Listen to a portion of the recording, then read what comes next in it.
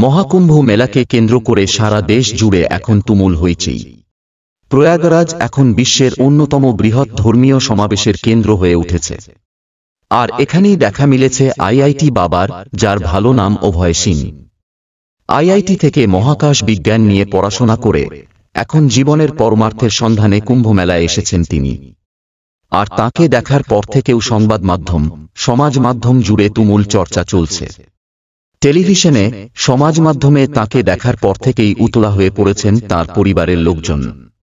তার বাবা করণ গ্রেওয়াল হরিয়ানার ঝাঁঝরের একজন আইনজীবী কাতর অনুরোধে জানিয়েছেন, আমাদের পরিবারের সকলেই চায় যেন অভয় বাড়ি ফিরে আসে, কিন্তু এত কিছু অর্জনের পরে তার পক্ষে বাড়ি ফিরে আসা সত্যিই কঠিন। তার বাবা জানিয়েছেন যে অভয় সিং বরাবরই পড়াশোনায় ব্যতিক্রমী মেধাবী ছিলেন।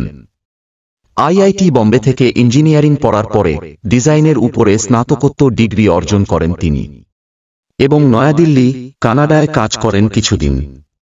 তারপরেই কানাডা ছেড়ে ভারতে চলে আসেন অভয়। শীতের সময়টা তিনি সিমলা, মুসৌরি, ধর্মশালাতে ঘুরে ঘুরে কাটান। সংবাদ মাধ্যমকে অভয় সিংয়ের বাবা জানান। তারপরেই অভয় সন্ন্যাসী হওয়ার সিদ্ধান্ত নেন।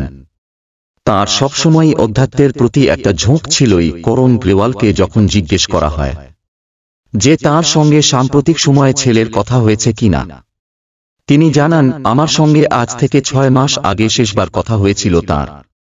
এরপরে অভয় আমাকে ব্লক করে দেয় এবং আমার সঙ্গে সমস্ত রকমের সম্পর্ক ছিন্ন করে ফেলে।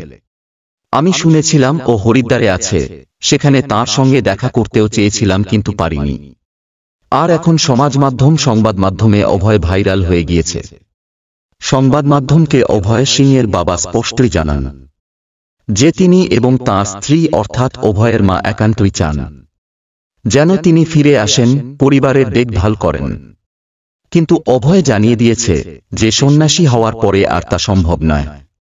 তিনি বলেন, প্রত্যেকেরই নিজের নিজের জীবন যাপনের অধিকার রয়েছে, আমি কাউকে জোর করতে পারি না।